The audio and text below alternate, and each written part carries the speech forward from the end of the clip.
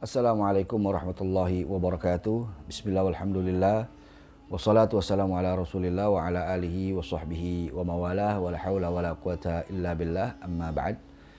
Ikhwan fillah rahimakumullah, dimanapun antum sekalian berada, semoga kita semua senantiasa dalam rahmat, dalam keberkahan, dan juga dalam lindungan Allah subhanahu wa ta'ala di segala aktivitas kita dalam kehidupan kita sehari-hari. Amin ya rabbal alamin.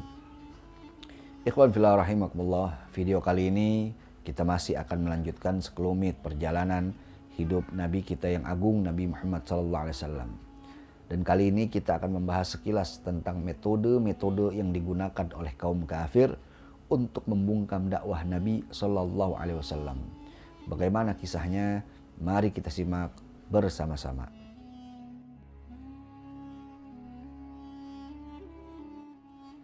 Ikhwan fillah rahimakumullah, manakala kaum kafir ini melihat semakin hari dakwah Nabi SAW semakin santer, maka mereka pun bersepakat untuk membungkam dakwahnya Nabi SAW dengan beberapa cara atau metode.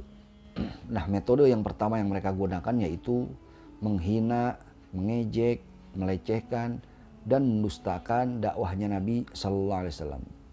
Tujuannya agar mereka yang telah masuk ke dalam Islam ini berpikir ulang, dan yang belum masuk ke dalam Islam akan berpikir ribuan kali untuk masuk ke dalamnya.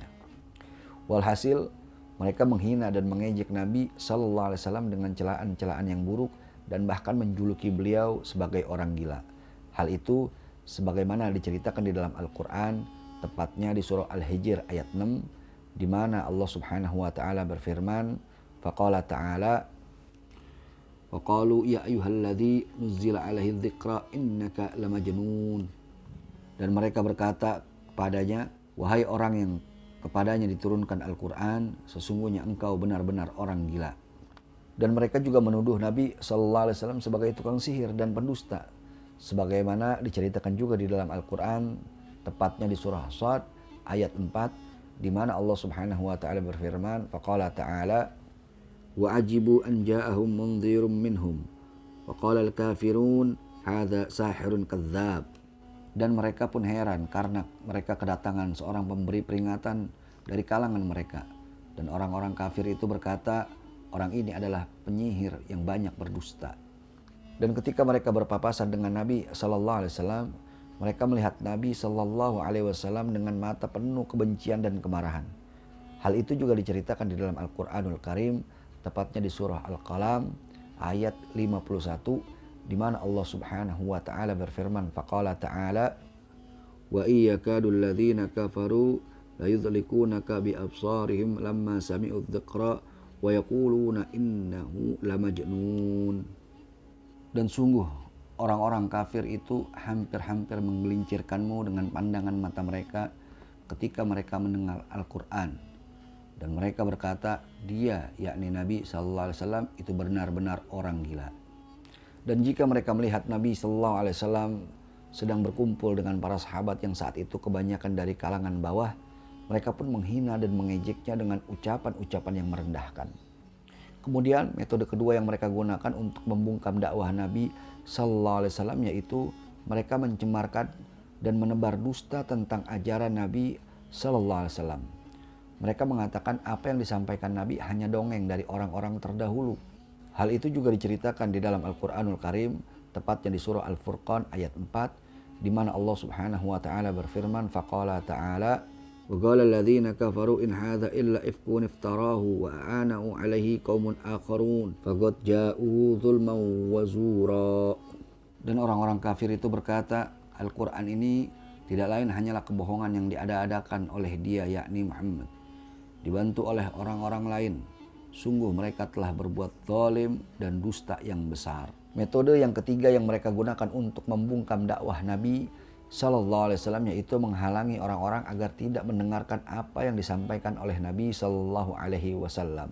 Mereka memilih seseorang yang bernama An-Nadhr bin Al-Harith untuk menandingi dakwah Nabi SAW dengan dongeng-dongengnya. Jadi ketika Nabi SAW sedang menyampaikan risalahnya, maka An-Nadhr ini mendatanginya sambil berkata, apa yang disampaikan olehnya tidaklah lebih baik dari cerita yang aku punya. Lalu Dia pun mulai bercerita tentang raja-raja Persia dan semacamnya. Tujuannya agar orang-orang tersebut lupa dengan apa yang disampaikan oleh Nabi Shallallahu Alaihi Wasallam. Bahkan An-Nadhr ini membeli seorang budak perempuan. Jika ia mendengar seseorang yang tertarik kepada ajaran yang dibawa oleh Nabi, maka orang itu ia ajak menemui budak perempuannya, dan si budak perempuan tersebut dipaksa untuk menghibur orang itu, agar orang itu mengurungkan niatnya untuk memeluk Islam. Nah, mengenai An-Nadhr ini, Allah Subhanahu wa taala pun menurunkan firman-Nya di dalam surah Luqman ayat 6, di mana Allah Subhanahu wa taala berfirman, faqala ta'ala, wa minan nasi may yashtari lahwal hadits liyudilla an sabilillahi bighairi ilm wa yattakhidhaha huzwa ulaika lahum adzabun muhin. Dan di antara manusia ada orang yang mempergunakan percakapan kosong untuk menyesatkan manusia dari jalan Allah tanpa ilmu dan menjadikannya bahan olok-olokan. Mereka itu akan memperoleh azab yang menghinakan. Tapi melihat metode-metode tersebut kurang ampuh, akhirnya mereka menempuh metode lain, yakni menindas secara fisik kepada mereka-mereka yang masuk ke dalam Islam. Di antara mereka yang paling getol dalam menyiksa kaum muslimin ialah Abu Jahal, di mana jika ia mendengar ada seseorang yang masuk Islam dari kalangan bangsawan, maka ia pun akan membulinya dan melecehkannya. Dan jika yang masuk Islam ini orang-orang kecil, kalangan bawah, maka ia pun akan menyiksanya. Banyak sahabat-sahabat yang kala itu tidak terlepas dari berbagai penindasan dan penyiksaan yang dilakukan oleh kaum kafir. Di antaranya Sayyidina Utsman bin Affan radhiyallahu an. Beliau ini disiksa oleh pamannya dengan cara digulung dengan tikar, dan kemudian tikar tersebut diasapi dari bawah hingga menimbulkan panas yang luar biasa. Begitu juga yang dialami oleh Mus'ab bin Umair. Ketika ibunya mendengar ia telah masuk Islam, maka ibunya ini mogok makan dan mengusirnya dari rumah dan membiarkannya kelaparan hingga kulit beliau ini bersisik layaknya kulit ular. Padahal sebelumnya Mus'ab ini dikenal sebagai salah satu orang yang berkecukupan dan juga orang yang tampan di kota Mekah. Lalu ada juga sahabat yang bernama Suhaib bin Sinan Ar-Rumi yang mengalami hilang ingatan akibat disiksa oleh orang-orang kafir. Begitu juga sahabat Bilal bin Rabah yang disiksa oleh majikannya, yakni Umayyah bin Khalaf, dengan penyiksaan yang amat keji. Leher beliau diikat dengan tali layaknya hewan, lalu majikannya ini memanggil anak-anak untuk menariknya dan dijadikan mainan oleh mereka. Bahkan ia dijemur di tengah padang pasir yang panas menyengat dan ia dipecuti hingga terluka parah. Lalu kemudian ditindih dengan batu yang besar. Sang majikannya ini berkata ia tidak akan berhenti menyiksanya sampai ia keluar dari Islam. Tetapi Bilal bin Rabah ini tetap teguh memegang keislamannya walau sudah sedemikian disiksa, hingga akhirnya suatu ketika Sayyidina Abu Bakar melihatnya dan kemudian beliau membelinya dari Umayyah. Awalnya Umayyah ini tidak mau menjualnya, tapi karena Sayyidina Abu Bakar Siddiq radhiyallahu an menawar dengan harga yang tinggi, akhirnya ia pun mau melepaskannya. Dan setelah dibeli oleh Sayyidina Abu Bakar Siddiq radhiyallahu an, maka beliau pun dibebaskan dan dimerdekakan. Lalu kemudian ada lagi sahabat Ammar bin Yasir dan keluarganya yang disiksa oleh Abu Jahal dan komplotannya, hingga akhirnya menyebabkan ibu beliau yang bernama Sumayyah meninggal dunia akibat penyiksaan itu. Dan beliau ini, yakni ibunda Ammar bin Yasir, menjadi orang yang pertama syahid di dalam Islam. Dan setelah itu ayah beliau pun turut meninggal karena dahsyatnya siksaan yang beliau terima. Abu Jahal dan komplotannya berkata kepada Ammar, kami akan terus menyiksamu hingga engkau mencaci Muhammad. Nah, karena siksaan yang sedemikian rupa, akhirnya Ammar pun menyetujuinya. Namun setelah itu beliau menghadap Rasulullah SAW sambil menangis dan meminta maaf. Dan saat itu turunlah firman Allah Subhanahu wa taala dari surah An-Nahl ayat 106 yang berbunyi, faqala ta'ala, man kafara billahi min ba'di imanihi illa man ukriha wa qalbuhu mutmainnu bil iman. Barang siapa kafir kepada Allah Subhanahu wa taala setelah dia beriman, dia akan mendapatkan kemurkaan Allah Subhanahu wa taala, kecuali orang yang dipaksa kafir padahal hatinya tetap tenang dalam beriman, maka ia tidak berdosa.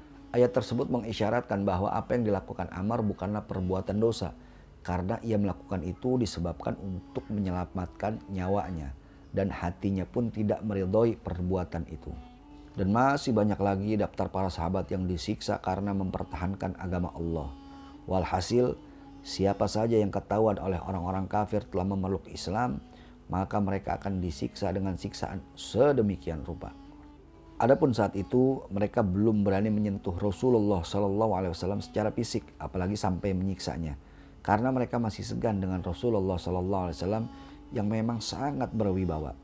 Apalagi paman beliau Abu Thalib, salah satu sesepuh di Mekah, dengan terang-terangan membelanya. Hingga akhirnya mereka pun semakin geram dan memikirkan cara bagaimana mengatasi Rasulullah SAW. Nah ikhwan fillah rahimakumullah, itulah sekelumit kisah dari berbagai macam cara orang-orang kafir untuk membungkam dakwah Nabi SAW. Insya Allah kita akan kembali lanjutkan di episode berikutnya. Semoga bermanfaat. Wallahu a'lam bishawab. Jika menurut Anda konten ini bermanfaat, jangan lupa subscribe channelnya, share videonya, dan terima kasih atas segala perhatian. Mohon maaf atas segala kekurangan dalam penyampaian. Insya Allah kita bertemu di lain kesempatan. Hadani Allah wa iyyakum ila siratil mustaqim. Wal afu minkum. Wassalamualaikum warahmatullahi wabarakatuh.